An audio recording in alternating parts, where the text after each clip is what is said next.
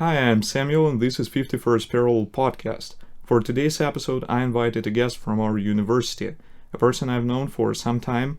This is Marcin. Let me tell you, he studies something that blows most of the people's minds, namely electronics. But hey, don't worry, we'll not use any complicated terminology or talk about some concepts that are beyond the understanding of an average person. No, instead, it will be a nice, light, and clear conversation. If you don't trust me, check it out yourself. Let's go!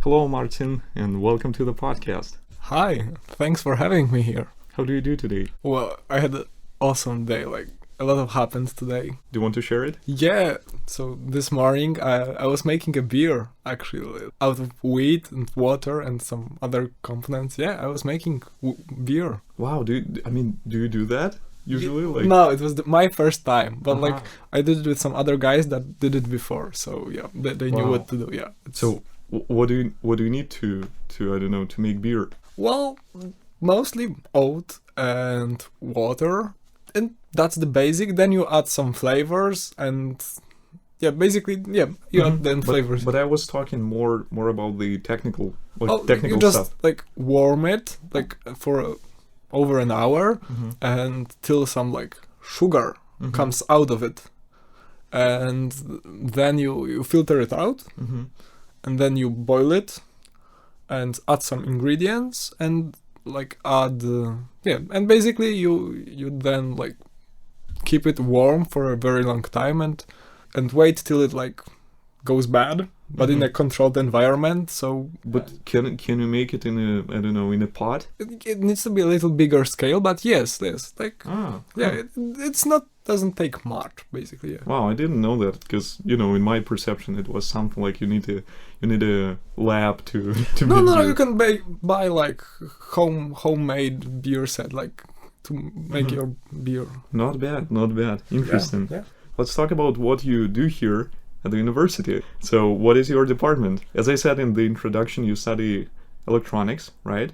And what is it? Is it W4, or am I mistaken? No, it used to be W4, but then I was moved to W12N, which is the department of electronics and photonics. And I study my original name is electronic and computer engineering, and I study in English. Do you like it? Well, certainly, yes, I think so. It's very interesting.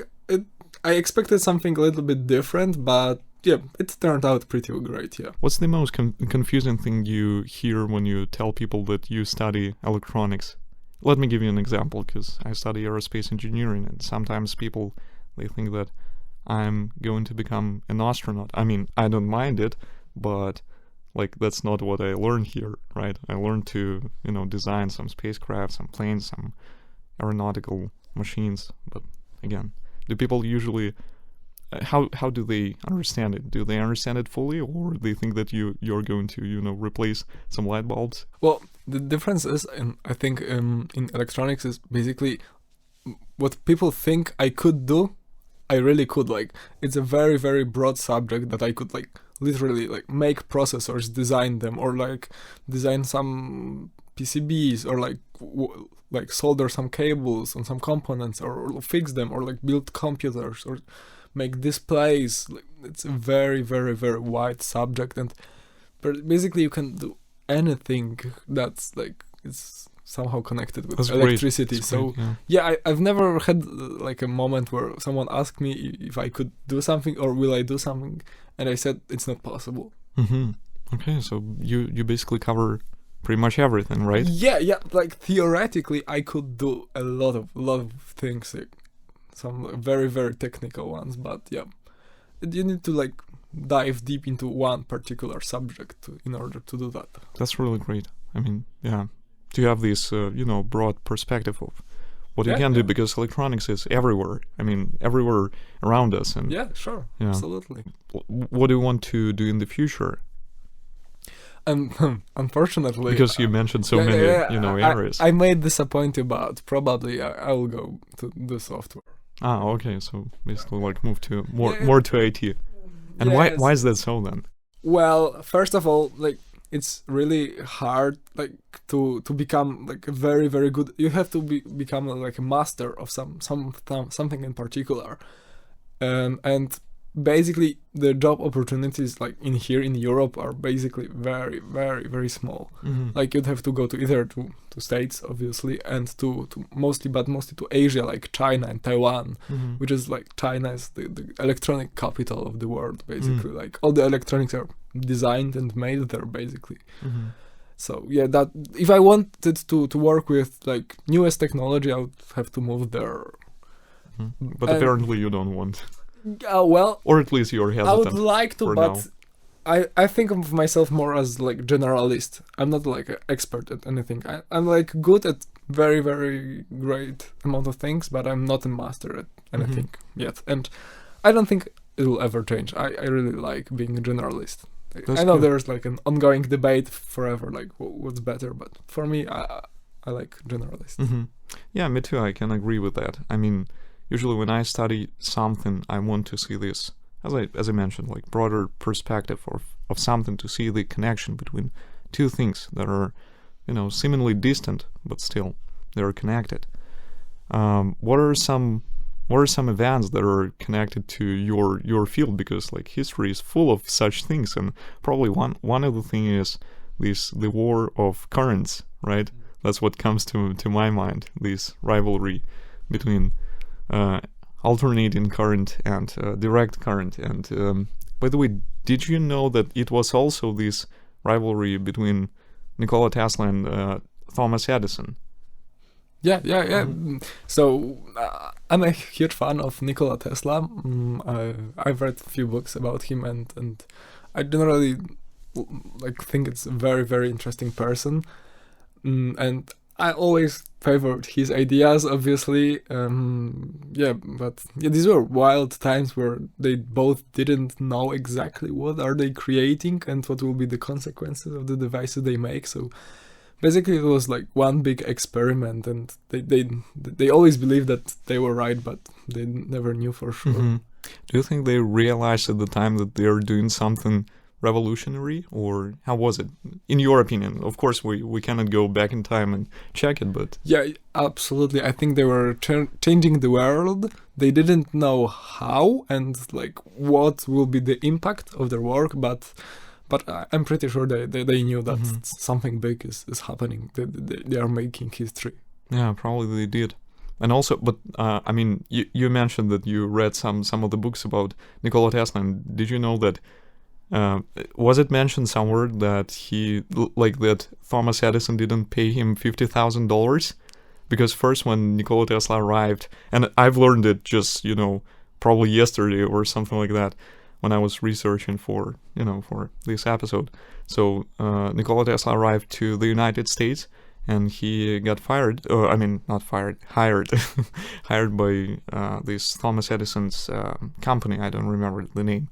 Anyway, and Thomas Edison asked him to build something, and probably it was connected to the something like current. He had to improve it, or the way that it is transmitted to long distances, and Thomas Edison himself probably didn't believe that it is possible, but Nikola Tesla proved him to be wrong. And when it came to the pay of this deal, he said something, well, Nikola, you don't understand American humor, something like that. So he didn't pay him $50,000. And back in the time, it was probably much greater amount of money. Yeah, so in these books it was mentioned that Nikola Tesla was like never good at money. He basically he wasn't a businessman. He was like a creator and engineer, and yeah, he never knew how to make a fortune. He was always bad at making money and creating sustainable companies. So I'm not surprised. I've heard that story. I don't remember it exactly, but I know the job he was like supposed to do was like to optimize motors to make them use less copper, to make them smaller but output the same power, to save on manufacturing cost. And yeah, he created some very, very interesting approaches. And basically, yeah, some of the things that he created back then we still use in the same form, because yeah, we didn't invent anything better.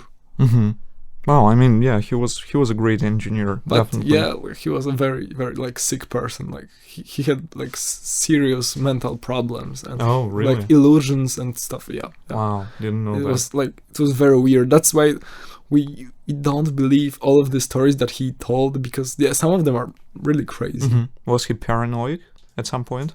I think so, yes. Particularly when he got older and started like claiming that he did some unbelievable things. And yeah, okay, we don't have any proof of that. I see. Yeah. Interesting. Again, didn't know that. Yeah, it was very wild. There is another thing associated with AC/DC. I mean, the Australian rock band. Do you know how they got their name? Oh no, actually no.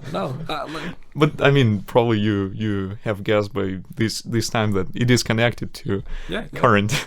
So basically, just one of the members of this rock band, he once he saw it on a sewing machine, and he was like, "Wow, that's a pretty cool name for a rock band."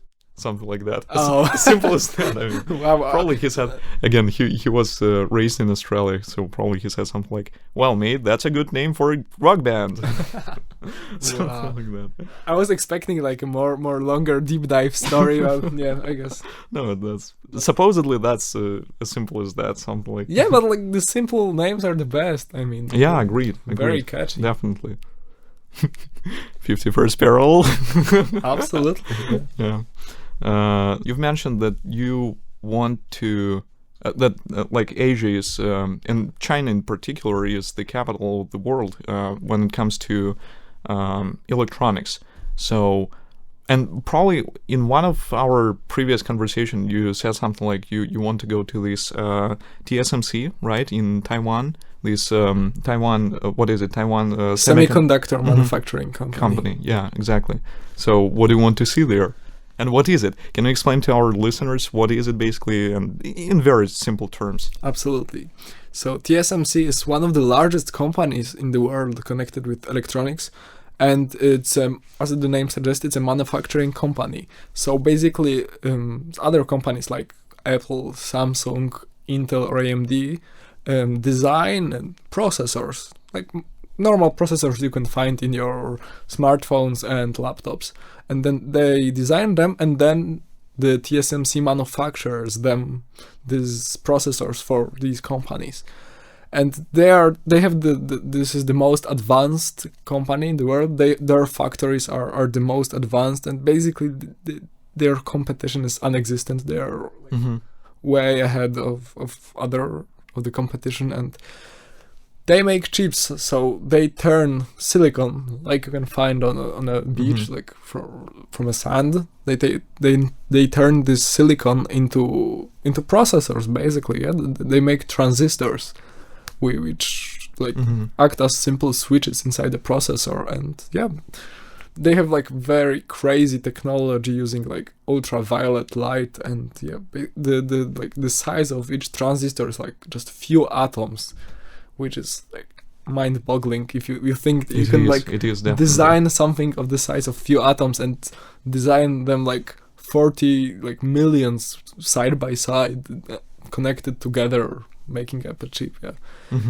it's a very restricted area with like it's hard to get access to, and even if you get access, you need to like wear a full like suit and protective gloves and eyewear and everything, because they have a very, very like controlled environment in which it is manufactured. Yeah, I've heard that even if one like particle of a dust gets there, that it can ruin the whole batch. Yeah, absolutely. Because again of the small size of these transistors. Yeah. So indeed, like in normal environment, we have like almost 100 dust particles per meter cubed. And in there, they have like one dust particle per meter Unimaginable. cubed. Yeah, it's absolutely insane, their system to filter the air. And yeah, basically, when you like want to go there with a camera, you have to like wash your camera because the camera will bring so much dust that you cannot like bring it normally. You have to take a very, very careful approach. Just amazing. Wow. And also, yeah, you've mentioned that this company is, I mean, that's a huge company. Just a large company which is unparalleled in this way. The second one is probably Intel, right? Like, yeah, probably okay anyway, but still, it can't compare to their revenue. It's like half of the revenue of TSMC, volume, probably. Yeah. Mm-hmm. Yeah. Interesting.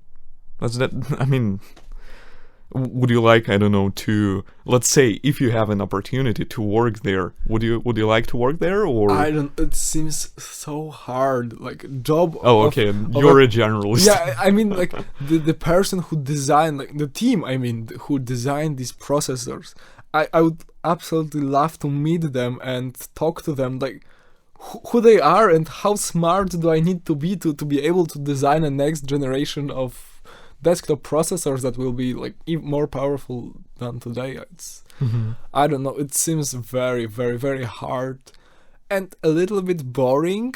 But yeah, I would absolutely love to meet these people and to know who they are and what they do exactly. That's great. Well, I wish you to, visit this place one day, probably in the future. Who knows? Yeah, and probably, yeah. One more thing that, if I'm not mistaken, their the quarter of their revenue comes from Apple. So yeah, you can imagine the scale. Yes. So Apple is like their customer number one, I guess. And like this company wouldn't exist if it hadn't been for Apple. Basically, like Apple made this company so successful because they were like very, very small company doing some basic things, and like they were ambitious and they wanted to go big, to grow and to make more advanced stuff. And Apple needed some company in Asia to manufacture not only like processors but different things for them. And basically they said they would do it, and they did it quite cheaply, but they said they required some investment from Apple. And yeah, basically Apple made this company so big and powerful. Wow, didn't know that. Just two things, two things come to my mind when I hear of something like that. First of all, like, who would have thought that we I don't know, like 200 years ago, that we would use simple sand to make something so advanced? Like, that's unimaginable, right? Yeah. And also it is in abundance on Earth. I mean, we will never run out of it. So. Well, yeah, I hope so. Definitely, it's not like every piece of sand can be used, but only like clear silicon. Oh, okay. So, but I mean, how much do we have here on Earth? It's like for just for manufacturing of processors, it's plenty. But it's also like sand is used for construction. Oh, okay. Yeah, makes sense. Huh. Interesting. And yeah, that's the first thing. And the second one is cooperation, global cooperation. That is all possible because we no longer live in these medieval times when basically everything that was produced in certain area was just their, the result of their labor. Now we have some companies, and for example, Apple from the US can order something from Taiwan, and that's just interesting and amazing. Yeah, globalization made this like progress possible. Is there anything else you want to add? Because I believe we can finish here, or at least move towards the end of this episode. No, I don't think I have anything to add right now. Good. Thank you for coming, and that was a pleasure to talk to you. And yeah, hope to see you somewhere in the future episodes. Yeah, sure. It was like great experience. Like, it's something I've never done before. So yeah, you did great. I'm happy to be here, and yeah, maybe we'll do it again sometime in the future. Thank you, and bye everyone. Thank you. Goodbye. This episode was recorded in a studio of Radio Luz, LUZ, on campus of Wrocław University of Science and Technology. You can find more episodes on YouTube or various other platforms connected to Radio Luz. To contact us, you can write to 51st.peril.podcast@gmail.com which is 51st.parallel.podcast@gmail.com. Thanks for listening and see you next time.